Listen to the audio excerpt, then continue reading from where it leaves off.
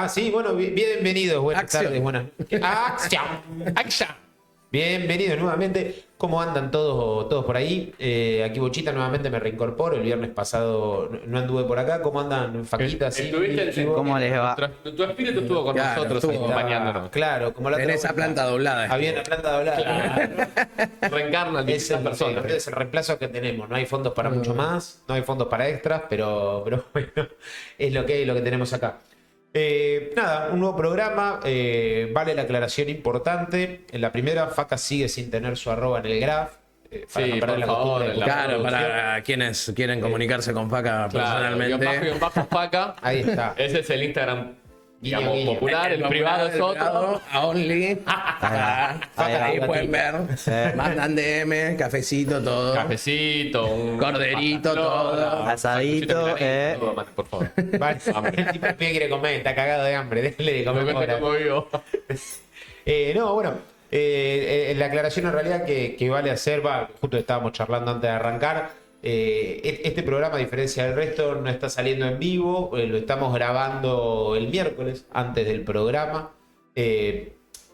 Más que otra cosa, la verdad, porque el viernes se nos complica salir en vivo, pero además la aclaración viene a colación de que hoy vamos a estar también en la marcha de los jubilados, acompañando desde la Federación la movilización de los jubilados en reclamo de sus saberes y demás, y que si bien hoy vamos a estar acompañando la marcha, no sabemos qué carajo va a pasar en la marcha, por ende no vamos a poder comentar sobre Claro. los resultados. Pero sí me parece importante, digo, y ahí ya podemos pelotearlo un toque todos, digo, señalar que como comunidad canábica organizada, como federación, y como militantes y activistas Y que como defendemos- futuros jubilados. y como futuros jubilados, o digo, Un rato, ojalá. Ojalá no llegue a jubilarme porque me muero antes. No, Soy viejito. tenemos, pero ¿Cómo, tenemos Paca? padres jubilados, mi vieja está jubilada, tenemos abuelos jubilados, digo, todos tenemos un jubilado más cerca que lejos, y que la verdad están pasando una situación de mierda y que la verdad están teniendo que salir a reclamar por su condición de vida, por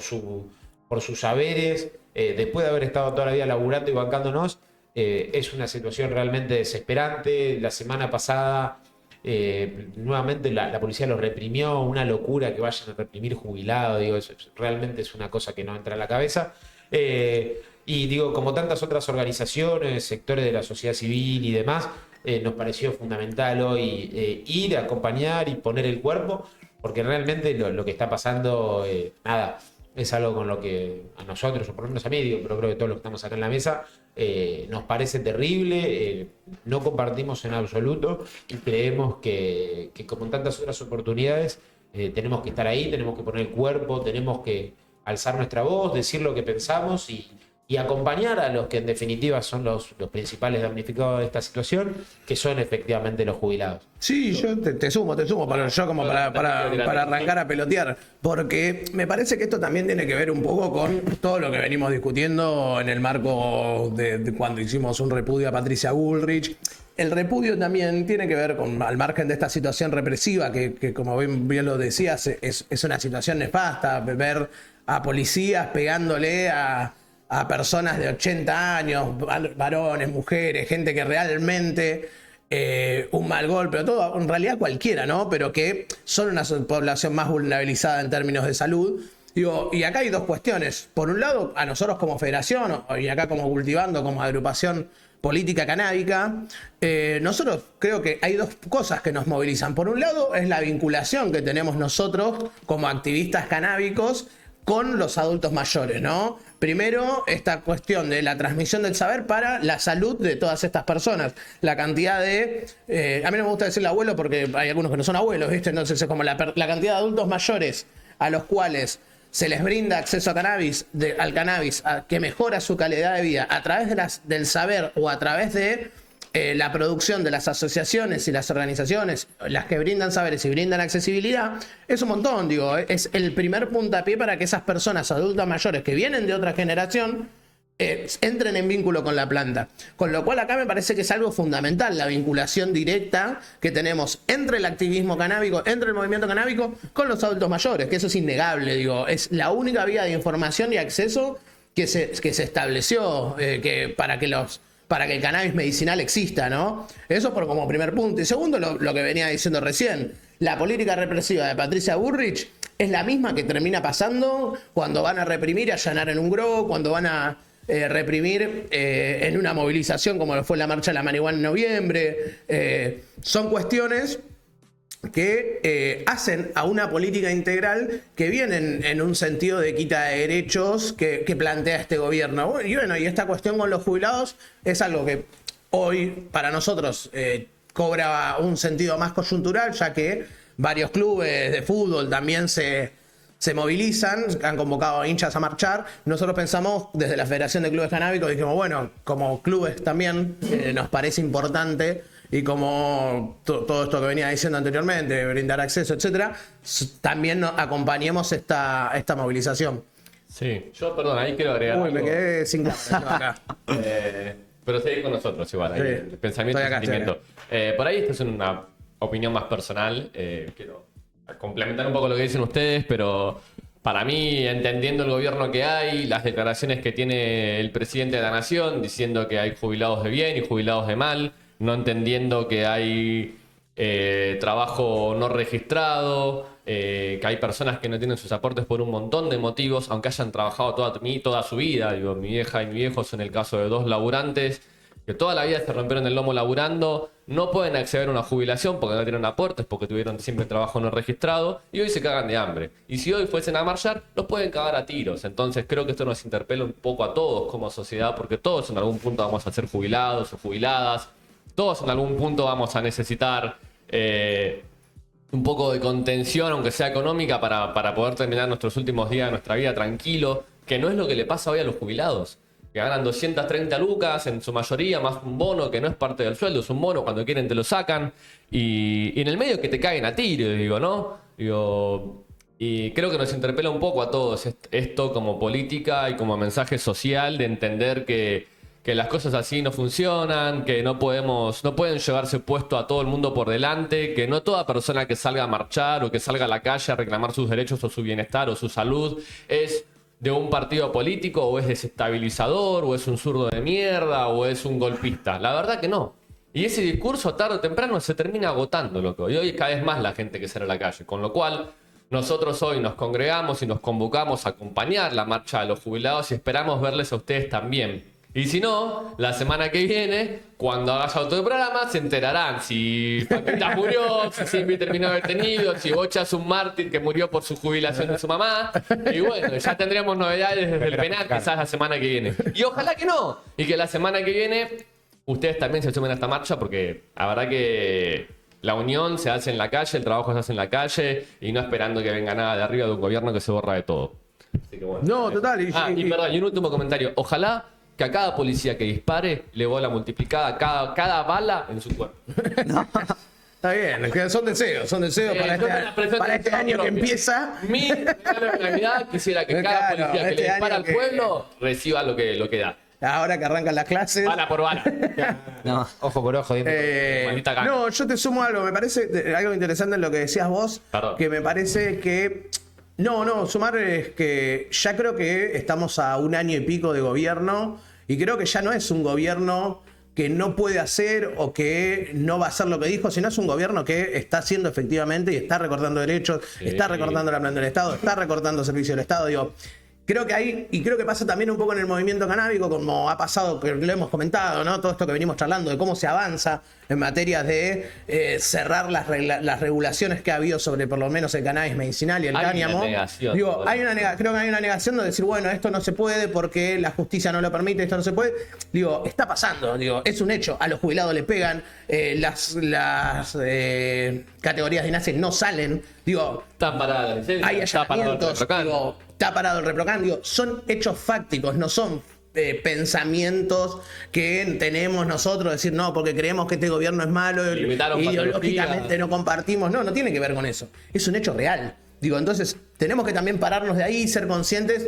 Digo, que también nosotros, y esto iba también para ser un poco más responsables en el marco de la marcha, tener en cuenta que nosotros tenemos una causa que es doblemente criminalizada en este gobierno, ¿no? Nosotros tenemos una causa que, por sí es enfrentar la ley de drogas. Nosotros somos víctimas y somos sujetos peligrosos para la ley de drogas, Digo, porque somos personas que tienen sustancias. Posibles Con lo cual, narcotraficantes. también a la hora de la movilización, tener en cuenta que nosotros, al margen de tener una situación de represiva, nosotros podemos quedar detenidos con sustancias, las que llevemos encima por nuestro propio uso, y eso puede ser una situación más de complejidad a la hora de tener una situación con la policía. Con lo cual, nada, hacer esta aclaración para tener en cuenta que no es por tener miedo, pero sí para ser conscientes que nosotros somos una población, en estos casos, a la hora de salir a luchar, doblemente criminalizada. Sí, obvio, y que el gobierno no te deja duda de eso, ¿no? Patricia Bullrich había dicho, no me acuerdo específicamente cómo era, pero sí que eran 50 jubilados y después todo el resto, no sé, que eran piqueteros, ¿me entendés? Y hay gente que está... Es gente... Sos un piquetero, Iván. Claro, Qué boludo. cara de piquetero que tenés. Esa Qué cara terrible, de boludo, qué golpista, terrible. tenés cara de golpista, Iván, Cara por de- querer reclamar por los Encima te viejos. reís, Mirá, había un pensador contemporáneo en Argentina que una vez dijo en una entrevista: hay que ser muy cagón para no bancar a los jubilados, loco. Así que bueno, nada, Profundo. sí, Profundo, boludo. Diego. Fuertes Diego. palabras. Diego. No, pero digo... Diego, Digo esto, ¿no? Como que de parte de Patricia Bullrich, más específicamente hablando del gobierno, es como que siempre mierda. siempre te tira esa de tener miedo, de estar persiguiéndote. En este caso, bueno, con los jubilados diciendo, son 50 jubilados, el resto son todos piqueteros, o no me acuerdo bien lo que había dicho. Ahí ya te está... Te está apretando, boludo. Y después lo mismo con lo de los canábicos, si quieren bajar el ReproCan, todo el tiempo quieren distraer las discusiones reales que son qué queremos con este gobierno. O sea, nos parece bien que la reserva de dólares se queme solo para sostener el dólar, nos parece bien todo volver a tomar deuda. Entonces, fuguen el oro. siento que están tomando todas estas, o sea, la represión, se están subiendo a un montón de discusiones que no tienen sentido, que son para apretar a la gente, para distraer de lo que realmente está haciendo el gobierno. Sí, y en ese sentido, digo, para sumarme a lo último que decía Ivo, digo, es un poco el accionar de gobierno, digo, es como es la línea política que han elegido tomar, que es la de la demonización, ¿no? Que para mí es eso, digo, ahí también ahí me parece un paralelismo. Y desmovilización. No, pero la demonización en términos de lo que decía Ivo, digo, no, son 50 jubilados, partidizados, golpistas que vienen a desestabilizar, todos los canábicos son narcos escondidos atrás del ReproCan, y con tantas otras luchas es lo mismo, digo, cuando fue la discusión de las universidades, no eran universitarios, eran Sí, sí. familias que vivían del Estado y Sí, se escondían que atrás de las la feminidades y la de salud, diversidad son la ideología de género. El Bonaparte. Y en ese proceso de demonización, digo, de vuelta, lo que decía Ivo para mí es recontra destacable, digo, es la construcción de un relato, digo, siempre se habla de relato, de muchos gobiernos se habló de relato, y en este también, digo, la construcción de un relato demonizador donde las distintas causas y luchas sociales se convierten, por lo menos en el discurso de gobierno, en los enemigos acérrimos, pero no del gobierno, sino de la población, digo, porque el gobierno comunica que esos 50 jubilados que están reclamando por su jubilación, que cobran 230 lucas míseras, son unos hijos de puta que nos quieren voltear a todos. Y para mí también por eso es tan importante, ¿no? Salir a reclamar, porque a nosotros nos hacen lo mismo, digo, a nosotros nos dicen que somos narcotraficantes, que somos los que vamos a arruinarle la vida a los hijos de la gente que manda a los niños al colegio en Palermo, que arruinamos familias y un montón de situaciones que nada tienen que ver con la realidad, pero que se empiezan a instalar, ¿no? En el ideario popular, en la idea de la gente, ¿viste? Te lo repiten tantas veces, en algún momento la mentira te la empezás a creer. Y por eso también es tan importante este tipo de espacio, ¿no? Donde hablamos, donde discutimos, donde visibilizamos, donde contamos la otra parte de ese relato, donde ponemos en discusión y en jaque todas las boludeces que se dicen, porque si no, lo que termina pasando es eso, ¿no? Digo, es una campana que repite y empieza a ser mella, ¿no? Y en última instancia lo que eso termina generando es desunión en la población, desconfianza, Miedo. Total. Claro. Pero a mí lo que me parece interesante, y para avanzar un poco, ya haciendo esta intro, para avanzar un poco con lo que tiene que ver con lo que trajimos para el programa de hoy, nada, la pregunta es, ¿pero esto es este gobierno? ¿De dónde surge esto? Esto es claramente un marco del prohibicionismo, ¿no? Es una faceta más del prohibicionismo que tiene este tipo de políticas que claramente son represivas. La represión es una herramienta que tiene el prohibicionismo para justamente ejercer y controlar esto. Ivancito, vos habías traído algo en relación al tema prohibicionismo, ¿no? Exactamente, ahí me diste un gran pie para arrancar con esto. Calzo 43. Calzo 43. Alta pata. Ahí va. No, que un poco la historia sobre la estigmatización, el prohibicionismo, se entiende bien cuando vemos de dónde surgió la DEA, ¿me entendés? Los personajes que surgieron desde la ¿Qué es DEA. la DEA? La DEA es el Departamento Para el que no tiene Antidrogas idea. de Estados Unidos, pero antes se llamaba FBN, antes de llamarse la DEA. Y Fuerzas borrachas De la nación. de la nación de Estados Unidos. Y bueno, y cuando esto arrancó en 1914, uno de los personajes más importantes que tuvo la DEA, o sea, antes de ser llamado DEA, que era FBN, fue Harry Anslinger. No sé si lo dije bien. Anslinger. Bueno, fue una persona que tuvo una historia particular de su vida con las drogas. En 1914 también pensemos que era distinto, ¿no? O sea, había muchas drogas que eran Sí, legales todo era también, legal. no había tanta estigmatización. No había prohibicionismo. Claro, era todo legal. No había, boludo. no había leyes que lo prohíban todavía. Era el paraíso. Claro, y, Imagínate. ¿Para ahí? y bueno, él en particular lo que le había pasado de chico era que una vez vio sufriendo a una señora y el vecino le dijo, toma, agarrá el caballo, tenés que ir a buscar... ¿qué es lo que te ponen? Que es re duro esta droga. Morfina. Morfina. Morfina. Fue a comprar morfina, que la mujer estaba con demasiados dolores, decía que estaba gritando y qué sé yo, para él como que fue todo traumático. Y bueno, fue con el caballo a las chapas, qué sé yo, volvió, se lo dio, y que la mujer dejó de gritar, cesó del dolor y nada, estaba más tranquila. Eso a él como que en vez de ver... Como si como si se pudo mejorar, ¿me entendés? No sentir dolor, qué sé yo, fue traumático en realidad. Porque vio cómo una sustancia te puede afectar. Entonces él lo vio como de ese lado y como que algo le quedó. Después más adelante,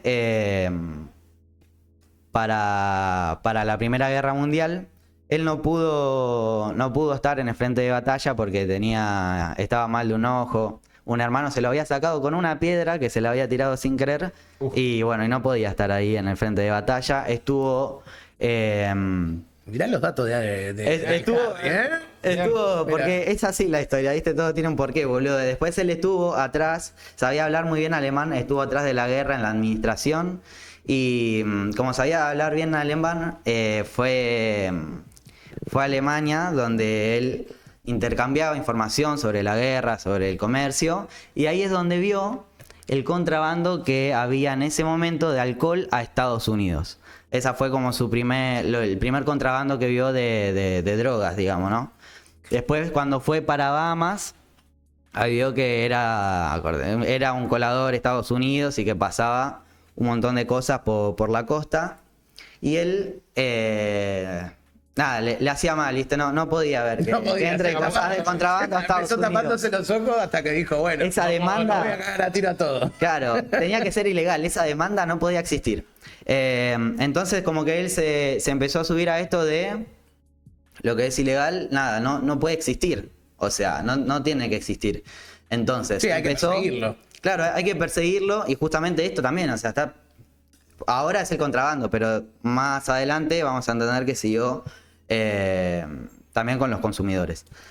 En esta lógica, él, bueno, ya tenía puestos importantes, era cónsul de Alemania, si no me equivoco, cuando había viajado a Bahamas y todo eso, ya tenía una presencia importante.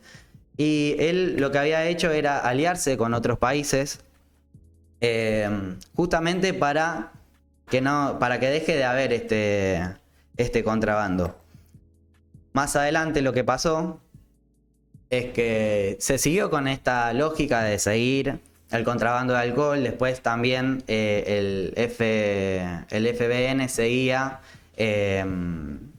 las drogas más duras, ¿no? Como era la morfina y demás sustancias. Pero, dato muy importante, inclusive, este Harry, que era el cabecilla de lo que al futuro fue la DEA, decía que no hacía falta, acá lo tengo, no hacía falta más que combatir con las fuerzas de cada jurisdicción la marihuana.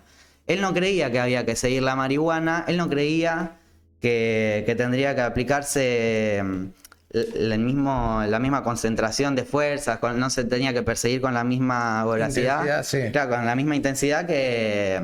O sea, él decía que había un montón de cosas que había que perseguir, de todo un poco, pero él decía que particularmente el cannabis y la marihuana no era el foco, donde tenía que estar puesto el foco. Claro. Yo creo que ahí te puedo sumar algo, porque antes de llegar a la marihuana, cabe destacar que Anslinger fue el promotor, uno de los promotores de la ley seca.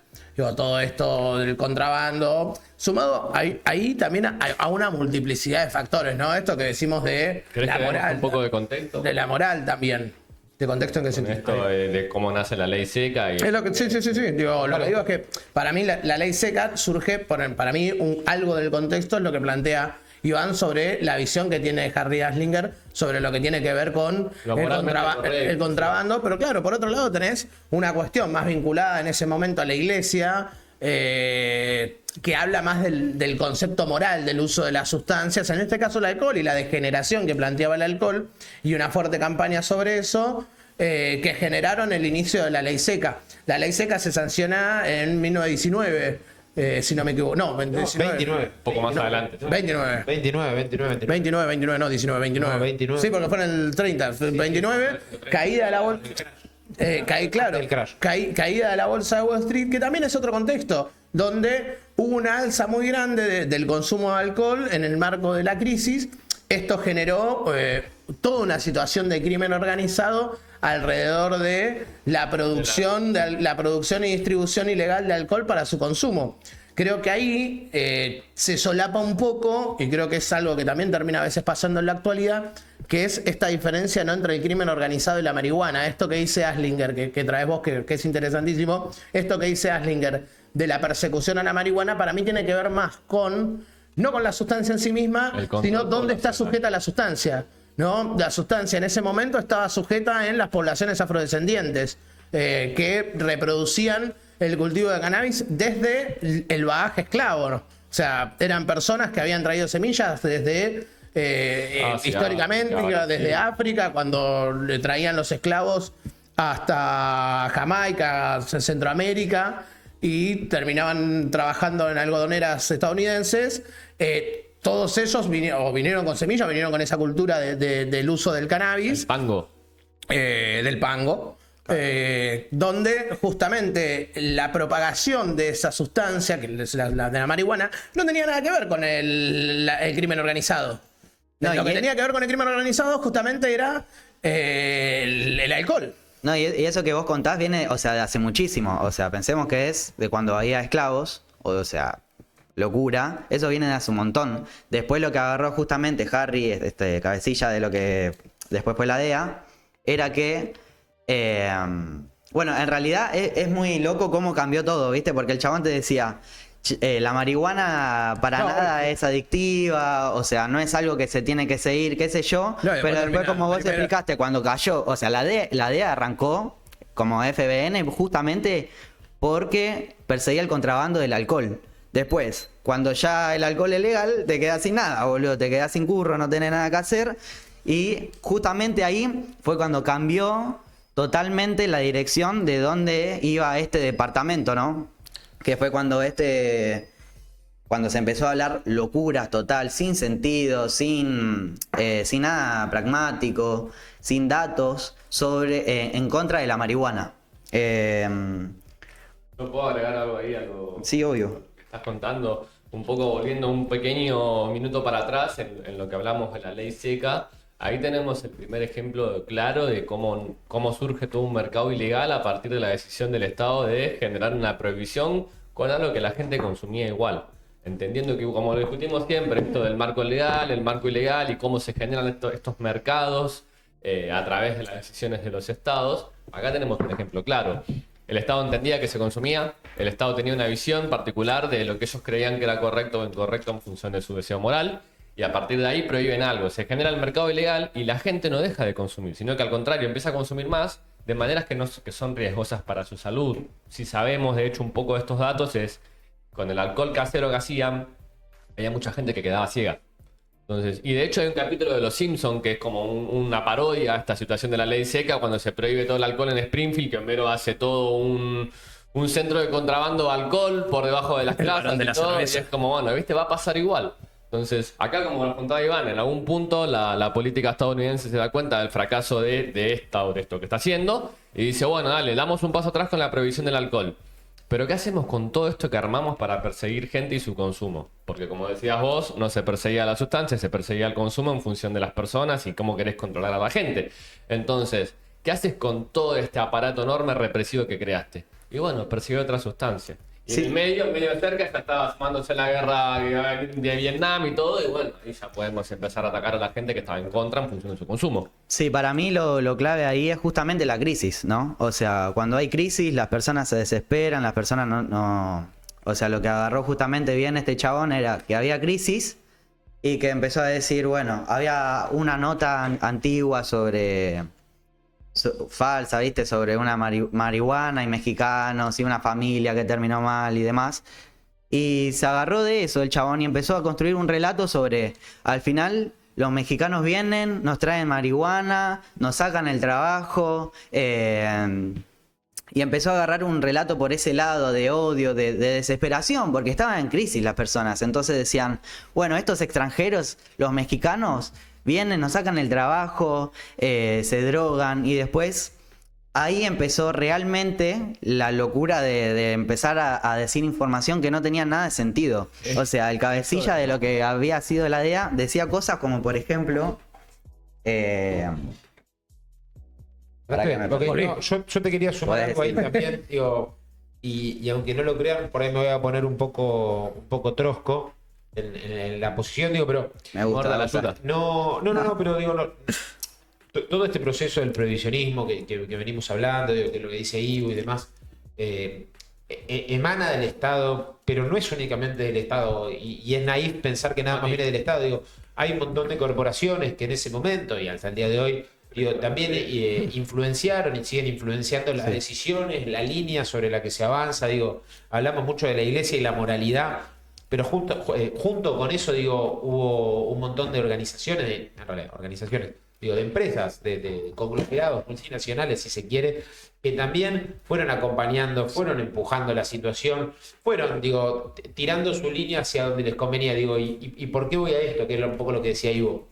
Digo, una de las principales interesadas en avanzar en términos de la prohibición del cannabis a lo largo de la historia fueron las tabacaleras, que lo veían como una competencia en su mercado. Digo, y a lo largo de la historia pasó en un montón de situaciones, y saliendo incluso de los consumos, digo, pasó durante casi 50 años con, por ejemplo, las petroleras, que literalmente financiaban investigaciones que daban resultados truchos, publicaban los resultados truchos e incluso salían públicamente a defender esos resultados con tal de sostener su propia ganancia. Digo, hubo muchísimas campañas para defender y decir que el consumo de, por ejemplo, digo, combustibles fósiles no generaba ningún daño en el ambiente. Durante 50 años las petroleras... Claro, no, pero y pasó lo mismo, digo, en un proceso de demonización de la marihuana. Digo, hubo campañas fuertísimas, sí, que apuntaban directamente a la demonización de la marihuana y que eran financiadas de manera directa por las tabacaleras. De hecho, es re loco ahora... Por las tabacaleras, y hay dos más. Las tabacaleras, la industria farmacéutica. Total. Porque si vos ves, el cannabis se usa... De hecho, yo cuando tuve la posibilidad de viajar a Centroamérica, y fui, creo que a Puerto Rico, en Santo Domingo, vos ves el boticario que trae Cristóbal Colón, que es donde se emplaza por primera vez, tiene cannabis sativa y cannabis índica diferenciados. Vos ves en el boticario, se utilizaba en una planta que en 1500 vino también en conjunto con los conquistadores. Digo, ya se utilizaba, entonces la farmacia ya tenía una situación de competencia con la, o sea, y la medicina moderna con el sistema boticario también, ¿no? El sistema más de herboristería y la medicina moderna de síntesis. Entonces también ahí entra una coalición y por otro lado la industria del papel y la industria algodonera. Que la fibra de cáñamo, que ya se utilizaba para producir soga, con lo cual ya había matriz productiva de lo textil, era más regenerativa, más voluminosa que la industria algodonera, que se basaba también en la esclavitud, ¿no? Sí, y para mí no todo solamente es tan lógico, ¿no? Por los intereses que tenía cada privado o cada político en decir lo que decía, sino también en que había odio, ¿me entendés? O sea, decían, che, estamos en contra de los mexicanos, Corte. Y había gente Sí. con mucho poder que se unía, ¿me entendés? Vamos contra los mexicanos. Ahí el Corte. concepto más moralista. Sí, algo que decía Bocha que también está bueno para destacar, que es la construcción, esto de idea de construcción prohibicionista, como que tiene etapas. Digo, en función de cuál es el sujeto contra el que combate, ¿no? Si lo ven, hay películas que son de 1920, qué sé yo, que te dicen marihuana, que se llaman marihuana, ponele, y te hablan de una mujer que consume marihuana y acto seguido hace lo peor del mundo, es estar con una persona negra, que cagar a su marido con esta persona negra, que generaba, digamos... Sexo por fuera del matrimonio. Estados Unidos, conceptualicemos, apartheid, ¿no? O sea, los negros eran, ni siquiera una minoría, era una población segregada directamente por la normativa. Nos dejaban, o sea, ¿De dónde viene el nombre marihuana? De la marihuana, digo, una estigmatización de los mexicanos. Digo, de ahí viene hasta el nombre. Digo, todo el concepto venía a raíz de la estigmatización. Y bueno, Y después, para completar esto, después más cercano a los 60, a los 50, ya cuando mencionaba Paca lo de la cuestión más Vietnam, Nixon, viene más anclada a lo que tiene que ver con la salud, con la toxicidad. ¿Viste? Con la sustancia como corrompe algo, cómo corrompe. Claro, ¿viste? Como hay dos facetas, una que enfrenta una cuestión cultural y por otro lado, con el desarrollo de determinadas cuestiones más farmacéuticas o de otros conceptos de ciencia que se fueron acuñando a través del tiempo, esto que decía Bocha, se utilizó esta estrategia de hablar desde lo académico, desde la ciencia, para decir que la marihuana generaba problemas para la salud. sí. obvio, pero pará, no se me adelanten. Quiero agregar un comentario sobre esto, perdón que te interrumpa. Que no te adelantes. Estamos hablando hace de 40 años atrás, 50 años atrás, o más, incluso. 100 años atrás. ¿Cuántas similitudes vemos en esto que estamos contando ahora con las cosas que nos pasan actualmente, ¿no? Con esto de los lobbies empresariales, de las farmacéuticas, de la salud tradicional, la no tradicional, de cómo se polariza en el discurso en función de la necesidad política del momento, de demonizar a un consumo, una persona o un grupo que esté en desacuerdo de lo que considera el gobierno. Y fíjate la misma palabra que decíamos recién, ¿no? Lo que ellos en Estados Unidos decían que corrompía la moral de la gente, del buen estadounidense, del hombre de bien, blanco hegemónico rubio, con una marihuana o con el alcohol. Hoy te lo dice lo mismo, el presidente y la ministra de Seguridad con los argentinos de bien y los argentinos de mal. Y es que, fíjate cómo repetimos lo mismo, ¿no? Cómo no crecemos más como sociedad. Siempre el prohibicionismo ahí, marcando la cancha en función de lo que ellos consideran. Y el mate también es Yo creo que ahí la discusión en realidad más no es una cuestión de crecimiento de sociedad. Yo creo que nosotros como agrupaciones y un montón de cultivadores dan un montón de debates. Ya sé, lo que digo es que hay un interés concreto. Yo creo que no tiene que ver con un debate. Creo que tiene que ver con un interés concreto en que esto no pase, que hay un sector del mundo, hay un sector político que dice, che, yo no estoy de acuerdo con esto, punto, no hay puntos de acuerdo. Bueno, sos un zurdo entonces. Claro, es como listo. Sos zurdo. Entonces, Perdón. sí, Quería sumarte un ejemplo con esto de los intereses, que la verdad lo tenía hace un ratito en la cabeza y cada vez que lo veo me cago en la risa. Si ustedes miran YouTube o miran y les aparecen publicidades en las redes sociales, seguramente les apareció en algún momento, en el verano estuvo muy al palo, unas placas amarillas. Amarillas, sí, que hablan de que los fumadores tenemos derecho a Otras utilizar alternativas libres de humo. para abordar nuestro consumo. Y está firmado por un nombre que la verdad no me acuerdo ahora, el nombre casi de una persona. La campaña, que tiene varias placas, sale en varios lugares, dice eso: los argentinos tenemos que tener derecho a utilizar alternativas libres de humo para consumir tabaco. ¿Sí? Y cuando vos buscás quién carajo es el que financia esto, es lo de los vaporizadores. Es Philip Morris. Es justamente Philip Morris, con su interés, saliendo a armar una campaña para pedirle, o sea, para exigirle, para generar la necesidad en la población y en el gobierno de que legalicen los vaporizadores. Claro, porque acá en Argentina encima, están prohibidos. Sí.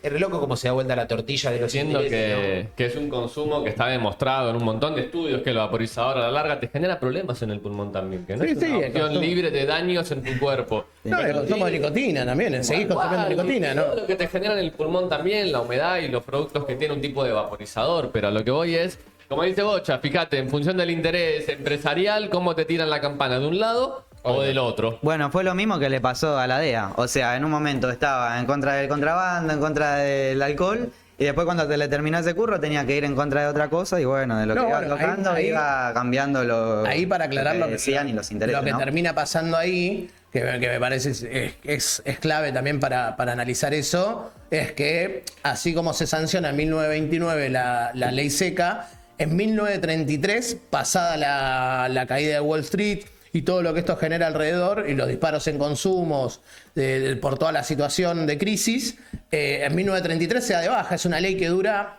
en realidad, en ejercicio más o menos 2-3 años, no mucho más. Entonces, en esos 3-4 años, Harry Anslinger lo que había logrado es armar todo un sistema de seguridad que se encargaba de perseguir específicamente al crimen organizado que se dedicaba al contrabando de alcohol. Todo ese organismo, también para pensar ahora, ¿no? El bagaje prohibicionista, ¿dónde estamos parados hoy en día? Es decir, bueno, todo este andamiaje de herramienta represiva que es para perseguir, bueno, Harry Anslinger en ese momento dijo, bueno, ¿y ahora qué persigo? Nos quedamos sin laburo, básicamente. Entonces ahí es donde entra esta cuestión, ayudada por eso digo que hay una multiplicidad de factores, pero este es uno interesante, que es el origen de la herramienta, ¿no? De la DEA como herramienta de control. Pero sí está la multiplicidad de factores, esto que dice Bocha, que dice Faca, de bueno, hay un avance sobre una cultura, hay un avance de un interés económico que ve en la marihuana algo que le genera una competencia. Digo, la multiplicidad de factores está a la hora de la persecución. Lo que estamos discutiendo acá es cómo se construye justamente esta herramienta con la cual se persigue. Sí, obvio, aparte como hubo crisis, bajó el ingreso fiscal y claramente vos quedaste con un montón de equipos donde perseguías algo que ahora es legal y nada, claramente te van a recortar. Por eso decidió seguir persiguiendo la marihuana. Y mirá, como en 1937 lo que decía el chabón. Si el horrible monstruo Frankenstein se encontrara cara a cara con el horrible monstruo de la marihuana, se moría de miedo. O sea, otra vez quiero resaltar esto, que son pelotudeces. O sea, no te está diciendo el chabón, che, esto te hace mal a la cabeza, fíjate que... No sé, no te está diciendo nada, te está diciendo una boludez. Y nada, traigo esto como cambió el relato, ¿no? El chabón te decía, esto no hay que perseguirlo, tienen que ser las leyes jurisdiccionales lo que tienen que... Sí, hablaba de algo, hablaba de un... Y después cambia todo. Claro, sí, hablaba de algo por ahí no peligroso y ahora lo habla es el peor de las cuestiones de la humanidad, el cannabis. Pero bueno, ahí vos, Faquita, había para ir avanzando sobre eso, vos tenías un par de info ahí para ampliar, ¿no? Vieron que yo toda la semana les traigo algo para ver el fin de semana o en la semana, en este caso, cuando lo vean. No tengan ganas, gente. El tiempo es relativo. Acá les traje 4 películas documentales que tienen que ver con esto que hablamos de la temática de drogas y de las sustancias. Les voy a dejar el título. Van a tener que disculpar mi pobre y tosco inglés porque no lo manejo y very difficult. No llegamos para los gente los dos. Así que les cuento. Son 4. La primera se llama The Legend of 420, la leyenda del 420. Este es un documental. La leyenda era cierta. ¿Viste? Dicen por ahí. Bueno, este documental en sí habla un poco, es un repaso sobre la evolución de la marihuana en la cultura popular. El proceso que tienen algunos estados respecto a la legalización, de los marcos legales, que es un poco lo que comentamos siempre de estas cosas.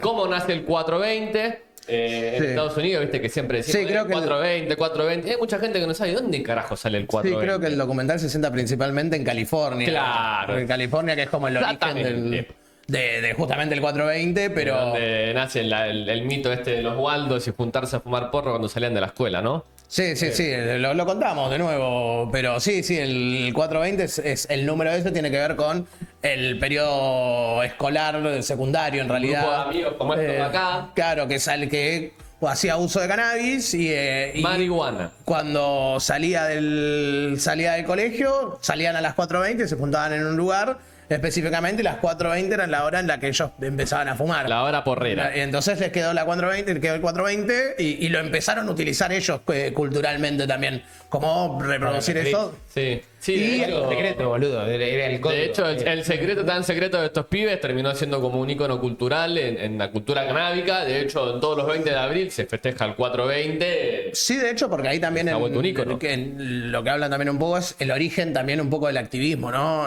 California fue uno de los primeros países, cuando empezamos a discutir recién en Latinoamérica, California ya tenía desde 1990 y 96, si no me equivoco, ya tenía proyectos antes de 1996, pero en 1996 ya tenía proyectos aprobados que tenían que ver con el acceso al cannabis medicinal. Digo, el lugar en el que está ahora California tiene que ver con un proceso que es medio similar a lo que pasó en Argentina, sin tener en cuenta el caso de las ONG, pero sí empezar con esta cuestión de ir paso a paso, de avanzar en un cannabis medicinal, después las formas de regulación para acceder a ese cannabis medicinal que se fueron ampliando, esta cuestión que plantea Bocha de los lobbies, ahora mucho más grandes de producción canábica, que antes estaban vinculados solo a los médicos, pero después vino gente, puso plata en el desarrollo de las dispensas y eso fue creciendo y se empezaron a armar licencias productivas para hablar de ese abastecimiento. Así que no, está buena Sí, para... Nosotros creo que nos hemos explayado en algunos puntos más al respecto, pero esto es medio una visión general de cómo empiezan a hacer todo esto que estamos contando. Así que para quien no tenga idea o tenga un ratito al pedo, está bueno, es como un puntapié para empezar a entrar a lo que es esta cultura canábica que nosotros conocemos. O que quizás no conocemos tanto, pero hemos escuchado mucho más o hemos visto por todos lados el 420. ¿De dónde viene el 420? Entonces, espera, se llama. La leyenda del ¿Y 420. dónde carajo la veo? En internet. ¿En internet? Sí. Bomba. Si queremos, No se en puede nuestra tirar, página, sí, mira, boludo. hay una página que no vamos a hacer publicidad, viene con empieza con C y termina con huevana. Bomba. Pauta, Pero no pauta. lo vamos a decir porque si no nos censuran. Pauta.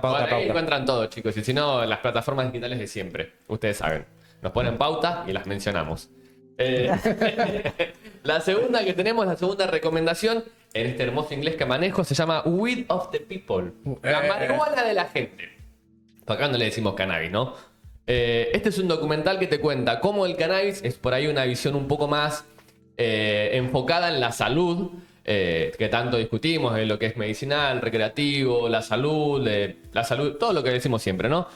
En este documental se hace un poco más de énfasis en cómo el cannabis y los tratamientos con cannabis, o tratamientos no alternativos, o sea, alternativos con cannabis, pueden ayudar a pacientes que tengan enfermedades terminales, enfermedades graves, y hace por ahí un principal hincapié en los tratamientos que tienen las infancias o los niños con enfermedades como cáncer o enfermedades terminales. Está bueno, es más científica la mirada que tiene al respecto este documental. Es más Sí, enfocado en la es salud. otra faceta, lo que hablamos siempre, otra faceta de lo que es la utilización de Tal cual, cannabis. de cómo esta planta, que es siempre la misma planta, digo, ¿no? En este caso te da toda una perspectiva enfocada en la salud, que también acá se discute mucho, ¿no? Que tenemos todo esto parado, si lo pensamos en el término de salud también. Sí, total. Hoy lo que es la facilitación del acceso a tratamiento, como venimos diciendo siempre. Como decimos, que si ya era mala antes, porque y ahora con el ahora, que han parado, con los médicos con las patologías que están reducidas, con los tiempos de espera, las adecuaciones con las diplomaturas, con el registro de INA separado y con la policía reprimiendo jubilados. No podemos hablar de salud todavía. No completo. Bueno, esta es una mirada al menos en los tratamientos médicos con cannabis. La tercera recomendación que tengo se llama, y acá, perdóname, Hamilton Pharmacopeia. Este te habla un poco más. Es una mirada, este documental tiene una mirada que abarca los usos de las sustancias y las sustancias y cómo afecta cada sustancia en el cuerpo, en el cerebro. Tiene una mirada por ahí más antropológica, más antropológica, de... claro, pero no desde el lado prohibicionista, sino del lado, mira, esta sustancia viene de acá, tiene esto, genera esto en tu cuerpo. Vas a vivir estas cosas y una perspectiva de un poco de cómo afecta nuestro sistema cada tipo de sustancia y una, como decíamos, una mirada no prohibicionista, sino de que, mira, existe todo Sí, esto también. más científica. Es más interesante también ver cómo Sí. podemos interactuar con estas drogas. Sí, sí, de hecho, la farmacopea, digo, es algo que existe acá también, digo, es un compendio de todas las drogas que se usan en términos medicinales, sus efectos positivos y negativos, sus contraindicaciones, digo, es algo que la medicina estudia y está bueno que haya una versión en la que se incorpore el cannabis y donde se empiece a... Artu, la producción. Que me mires el teléfono. La magia de Dios. No, bueno, y yo... Pero está bueno eso, boludo, me gusta.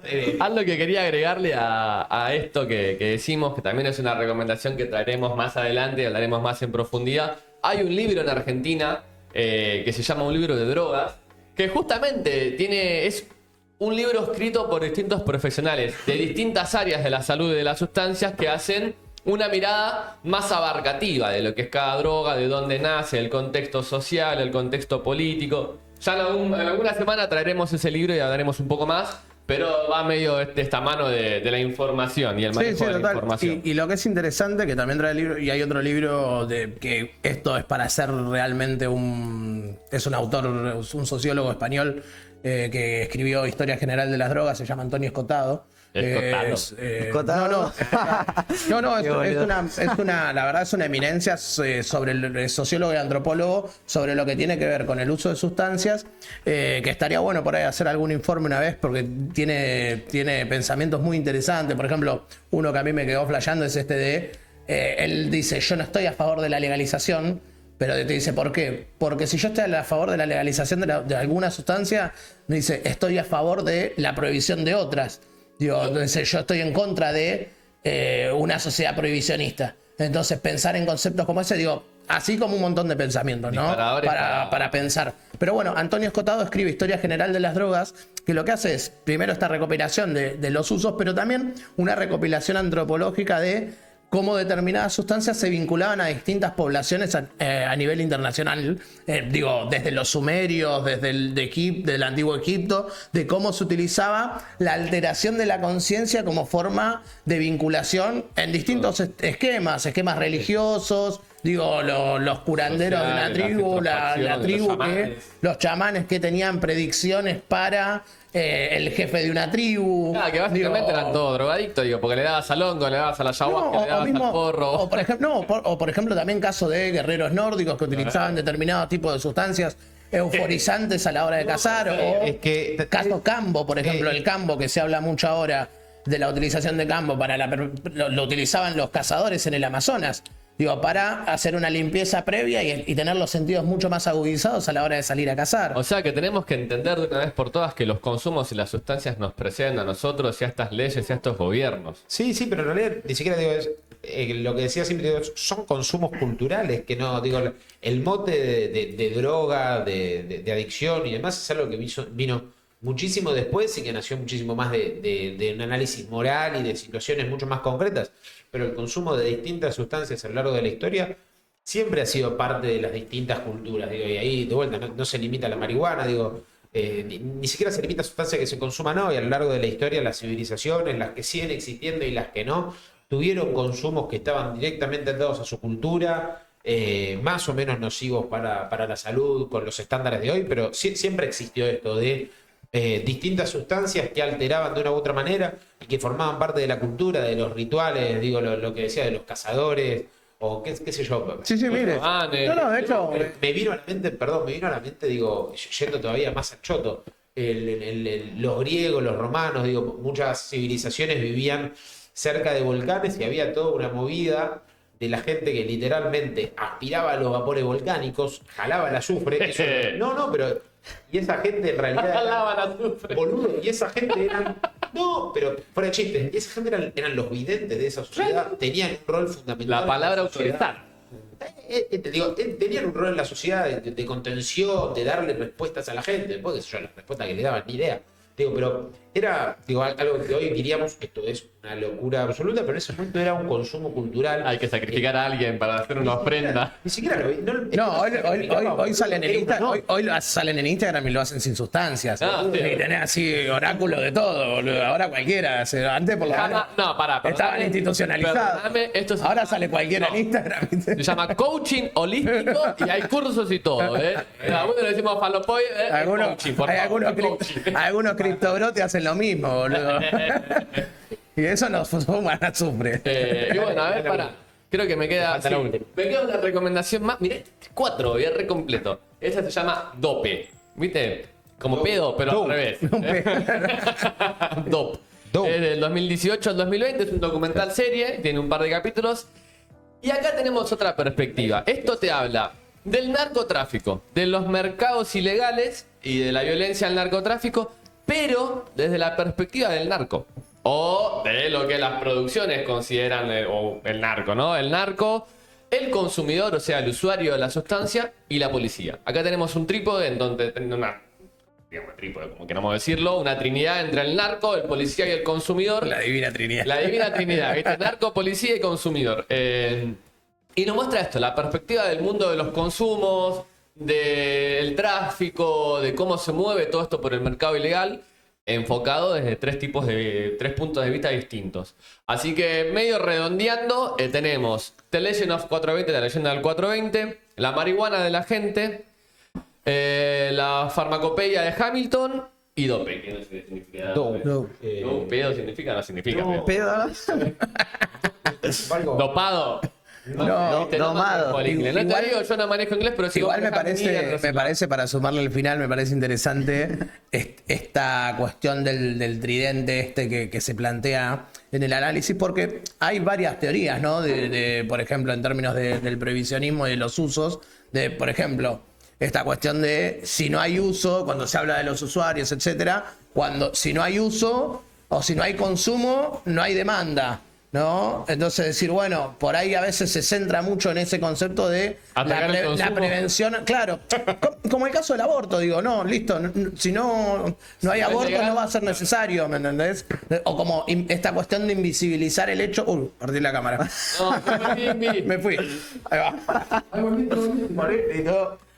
No volvió, pero. No, bueno. Andale. Bueno, mientras voy diciendo que tal se me escucha. Ahí va. Lo que digo es que esta cuestión de pensar que cuando existe una demanda real, el problema no está en no garantizar el acceso y seguir manteniendo esquemas previsionistas que busquen en realidad loablemente, si querés, no hablo de la represión, sino hablo del otro esquema, y por eso digo loablemente entre comillas, eliminar estos consumos de raíz, ¿no? Estos conceptos más noventosos de la sociedad libre de drogas. Claro. ¿No? La sociedad libre de drogas, como pasa con otras cosas, ¿no? Una sociedad libre de abortos, una sociedad libre de un montón de cosas. Así ha demostrado el prohibicionismo, con lo cual que no funciona. Es interesante también el tren de la policía, hablando de, la garantía que tiene el narcotráfico en el marco de la corrupción para poder llevar adelante esto también, ¿no? Cómo se tergiversa también en esa vinculación la imposibilidad de avanzar en estos sentidos. Sí, pero bueno, ahí yo medio redondeando esto, la idea de estos cuatro documentales, estas 4 recomendaciones que yo les traigo hoy, es ver todas las perspectivas. Si tienen tiempo de verlos, la verdad son muy recomendables. Por un lado tenés desde más lo cultural, con el nacimiento del movimiento canábico, el 420, la cultura fumaporro. Después tenés el lado medicinal y más enfocado en la salud, con los tratamientos con cannabis, en personas enfermas con enfermedades terminales o graves. Después tenemos, por otro lado, la tercera recomendación, que te hace un glosario más informativo de las drogas, lo que hacen el cuerpo, las sustancias, los consumos y los contextos. Y por último, ¿cómo es esto de la trinidad entre el consumo usuario, el policía que te persigue y el narcotráfico, ¿no? ¿Te puedo hacer una pregunta sobre el último? Espero no no quemarte acá. No me compliques.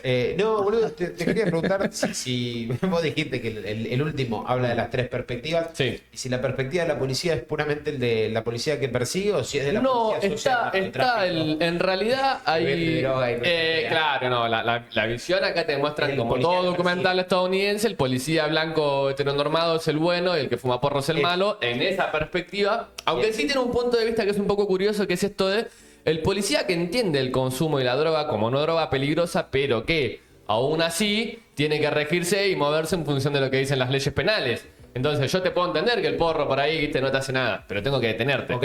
Solo que en Estados Unidos te cagan a tiro aparte. Y el que vende es negro. No, siempre. El que vende Claro, negro. claro, porque esta demonización cultural que decimos, ¿no? Del relato de... El narco tiene que de ser color, mexicano. de mexicano, de otro país, o ruso, ¿viste? Si no tiene acento es raro. Se arrolla. Pará. Pero bueno, no sé si alguien quiere agregar algo más. No, podemos darle para porque ya se nos está haciendo largo.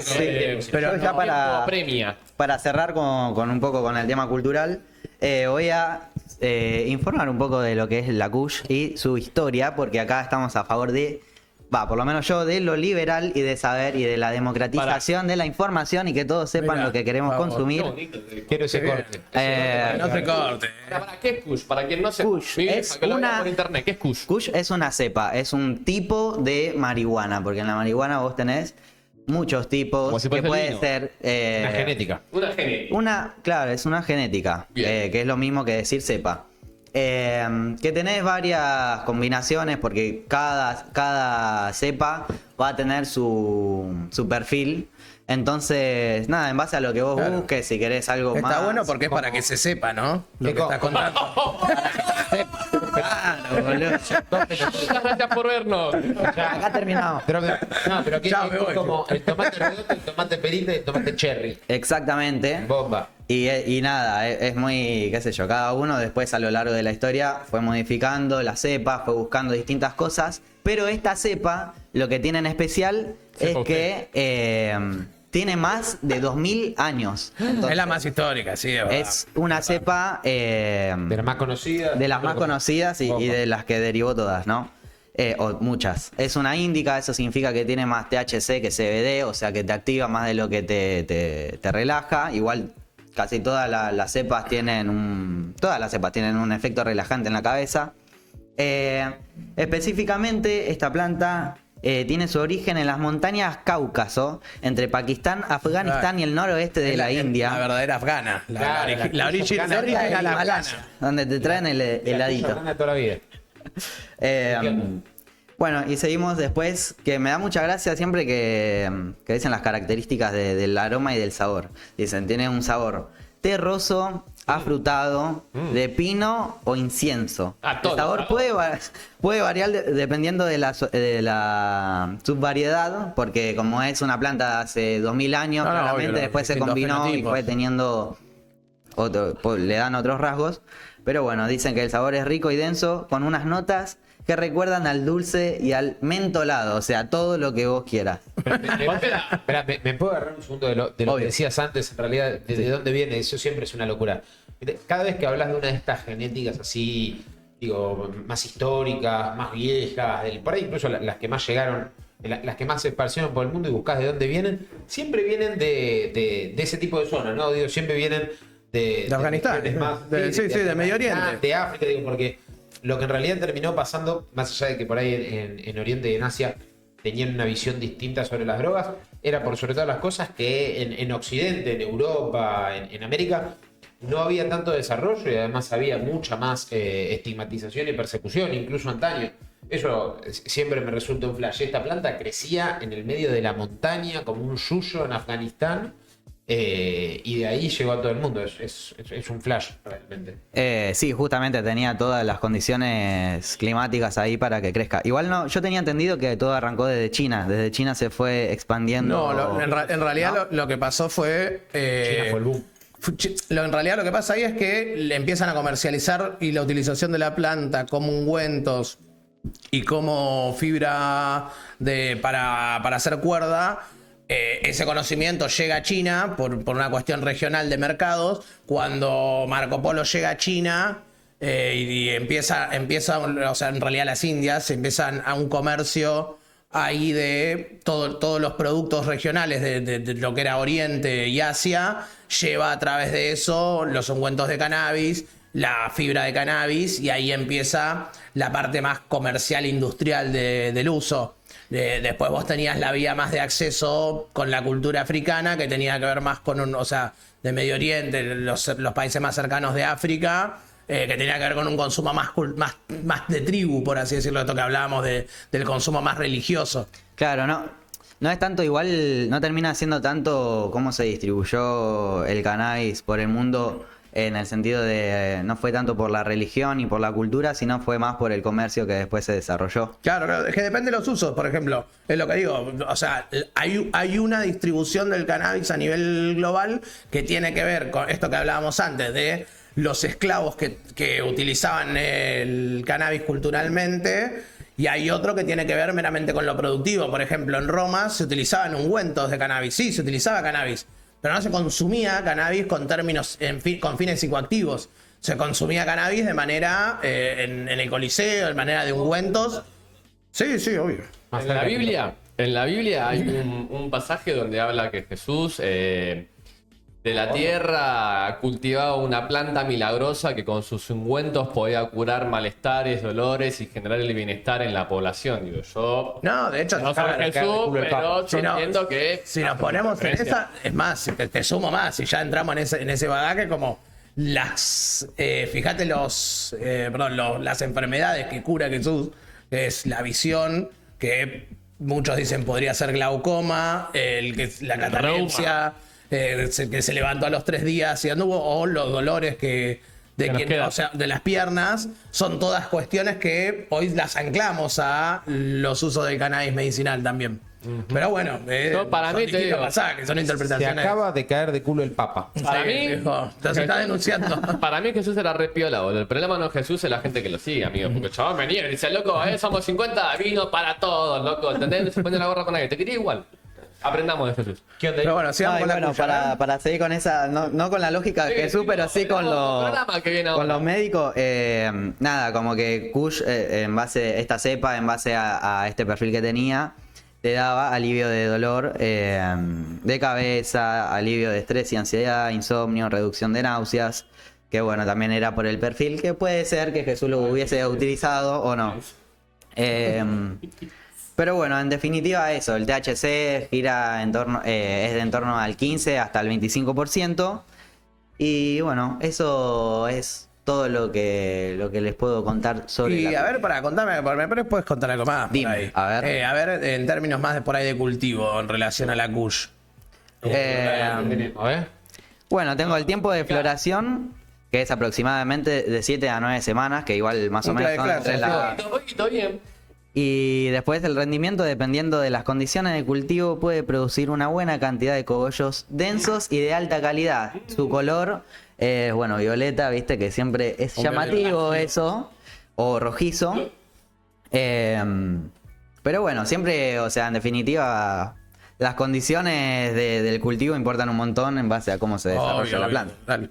Sí, no, por ahí también digo, tiene características propias de una planta que originalmente... Que se la banca. crecía. No, sí, y que originalmente crecía en la montaña, digo, donde justamente es difícil. El las Himalaya. Claro, sí, las sí. condiciones son una cagada, digo. Bienvenido al Y ahí Himalaya. también están las características que después las plantas cuando se van cruzando van heredando. Digo, hay plantas que son más resistentes al calor, otras que son más resistentes al frío, que te piden más o menos humedad, que crecen más alto, que crecen más ancho, que hacen distintos tipos de flor. De ahí también está bueno ir conociendo. No hay ninguna resistencia.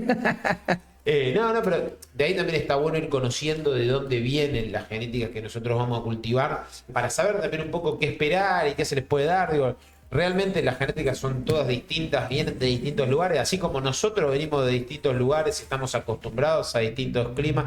Me vas a decir que alguien que está acostumbrado a vivir en Salta viene acá y la pasa bomba el primer día y no es así. Lo Un mismo nos brasilero pasa- en invierno. No, o si nosotros no vamos a Salta hasta que nos aclimatemos, no vamos a cagar de calor. Lo mismo le pasa a las plantas y por eso también está tan bueno, digo, ir investigando un poco de dónde viene, digo, por qué surgió.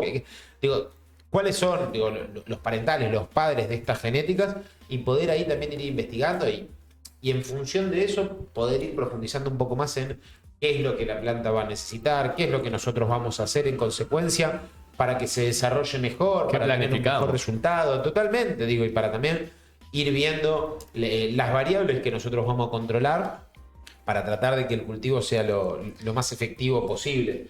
Sí. Yo, en realidad, lo que te quería preguntar, pero no, creo que no lo tenés y te voy a escrachar a vos también. Oh, esta reatrevida. No, boludo, en realidad, digo, ¿sabés de dónde sale el nombre? ¿Por qué se hizo conocida la Kush particularmente? Sí. Bueno, en realidad es justamente porque estaba en una de esas regiones montañosas que se llamaba, pasa que no lo sé pronunciar, Khyber, dice acá exactamente como está escrito, que se encuentra entre Afganistán y Pakistán, que se llama así la Kush porque, bueno, el lugar donde estaba era similar al sonido de cómo se pronuncia realmente Khyber. Porque se me hacía bonito. Que se me hacía bonito. Claro, no, por el lugar, boludo, se llama yo lo que te sumo también en ese sentido, digo, había mucho tráfico, sigue habiendo mucho tráfico de la región, de Afganistán, Marruecos, Medio Oriente, hacia Europa. Y muchas de estas genéticas, y particularmente creo que las de rama Kush son, digo, una de las precursoras en ese sentido, digo, de las primeras competencias canábicas que se hicieron, que se hacían en España, en Holanda y en algunos países medio selectos que fueron más de avanzada incluso con la cultura canábica, aunque fuera ilegal.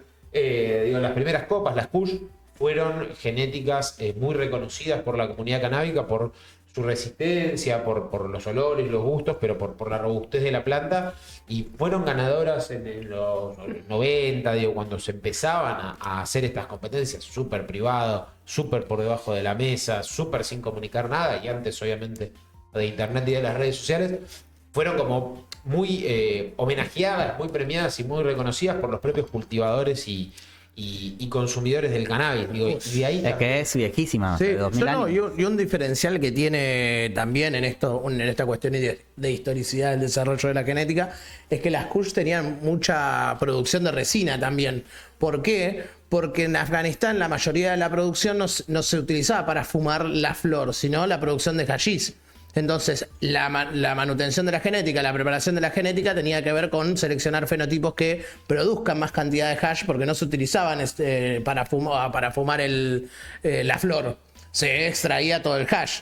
Y es también lo que se lleva a Europa. Entonces, esto no fue de hace 1000 años. Lo que hicieron fue ir sosteniendo cultivos de trazabilidad, genéticas que sí, es lo mismo que discutimos siempre, lo que fuimos haciendo en la actualidad, esto ya se venía haciendo hace un montón de tiempo. Pero en esto que decía Bocha es en función del objetivo también que ellos tenían. El objetivo que tenían para su uso era la extracción de hashish, para eso necesitaban mayor producción de resina.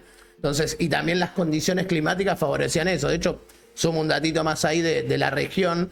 Ahí en los desiertos es donde también surge las variedades, y el color violáceo también tiene que ver con el tema de las temperaturas y la pigmentación, porque cuando esas cepas vienen a Latinoamérica cambian de color, digo, porque tienen otras condiciones climáticas. La humedad del ambiente, la clave es esa, o sea, la humedad del ambiente en esas regiones es poco. Y lo que decía es que ahí también tienen su origen las genéticas automáticas, que en realidad se llaman rudelaris científicamente, que por las condiciones climáticas que tenían de amplitud, o sea, de tiempo y de amplitud térmica, se veían obligadas a florar antes de tiempo. Entonces ahí es también donde se origina, en el marco de los desiertos, las genéticas que de ahí surgen las cruzas para poder tener fenotipos automáticos. Un día tenemos que hacer ver video, ¿no? Porque no lo podemos hacer acá. Cómo se hace el hash marroquí. Es una locura, boludo. Cómo lo hacen. Es súper artesanal, es súper casero. Digo, usando mallas, bolsas y cagando a palazos el sí, se hacen secos. Se hacen secos. Es un flash toda la técnica. La otra vuelta justo de mal, boludo. De un palazo de Ramones. 80 años que hacía. Sí, lo que está bueno es cómo lo fuman también, ¿viste? Que fuman uno con la botella de agua, ¿viste? No hay tanta pipa, ¿viste? Es como más rudimentario. Pero y sigue siendo así, ¿viste? Sí. No es que no abandonaron esa bagaje cultural. Lo siguen haciendo hoy, bro. Yo justo vi un video de un niato que fue a cubrir cómo se hacía el hash hoy. Pero bueno, ya para ir cerrando un poco con esto es eso, como es una planta tan antigua, también tiene un montón de subvariedades, también en base a si quieren hacer hachís, si quieren que tenga más resina, menos o lo que sea. Y nada, también en el cultivo me quedé pensando eso, porque tiene un montón de subvariedades, o sea, es una planta de hace 2000 años. Y una de esas, algunas de ellas son la OG Kush, que es muy famosa, la Purple Kush y la Hindu Kush. Que bueno, y después hay un montón más, ¿no? O sea, con toda la historicidad que tiene esta planta, claramente hubo un montón. Pero bueno, me parece ya ir cerrando con eso, no sé ustedes. Si les parece, sí. Sí, perdón, para hacer el cierre, me tomo el atrevimiento porque me gusta la cámara. Qué atrevido. Escuchen, nada, primero, gracias por llegar hasta acá, por acompañarnos hasta el final del programa. Como siempre, gracias por estar. Les pedimos que si les interesa el programa, les gusta, que se suscriban, le den like, comenten lo que quieran que hablemos la semana que viene, lo pueden escribir en los comentarios. Suscríbanse. Yo tengo el tema, yo tengo el tema de la semana que viene, ¿eh? Y nuestro Instagram es somos cultivandoderechos.420. Ahora, 2 recordatorios parroquiales. Bien. De nuevo, hoy a la tarde vamos a ir a estar acompañando. No, Ya está grabado, boludo. Está grabado, bueno. Primero que hicimos Acá del pasado, ¿viste? Claro, ¿por qué le vas a dar la recomendación para el viernes? pero me dejan terminar, por favor. La semana que viene, si ninguno terminó en cana o muerto, vamos a volver a acompañarla. No, pero por ahí lo sacamos antes. Si llega para el viernes que viene, esperemos sacarlo antes. ¿Puedo terminar? En función de cómo salga esto hoy, vamos a ver el viernes que viene en este programa si hay alguna foto en blanco y negro con un pedazo. Pero si seguimos todos acá. No me falta tarjeta negro. Así que bueno, gracias por acompañarnos. Ahora las dejamos con las chicas de ¿Qué me perdí? Así que quédense en el canal Somos Construir Comunidad. Eso no va a pasar porque va a estar grabado. No, o sea, De última va a quedar con Eco Voz. que no habíamos fumado porro, pero te destruyó la idea. Bueno, y falta. Tenemos que ir a fumar un churro, no fumamos hoy Bueno, porque estamos entonces vamos grabando. a pasar en blanco. Los miércoles al mediodía, Le las sumo chicas una- de ¿Qué me perdí? Así que los miércoles quédense viendo esto al mediodía, los viernes nos ven a nosotros y los miércoles marchemos con los jubilados a la tarde. Sí, Muchas gracias. para cerrar la grilla es esa. Miércoles está de que me perdí Está repitiendo a la ahí. tarde. Después a las 7 de la tarde está Conchudas. El jueves a las 7 de la tarde está No hay plata. El viernes estamos nosotros, 4:20. Y faltó la más cultura. tarde a las 6 está Ecovoz. En los lunes está a las 7 los chicos de Clímax. Y el martes está a las 7 quedan los artistas. Ya para eso. Toda la grilla de Toda la Construir Comunidad. Un quilombo todo. Pero gracias por vernos. Adiós. Gracias por todo, perdón por tampoco. Sí, boludo. Qué terrible.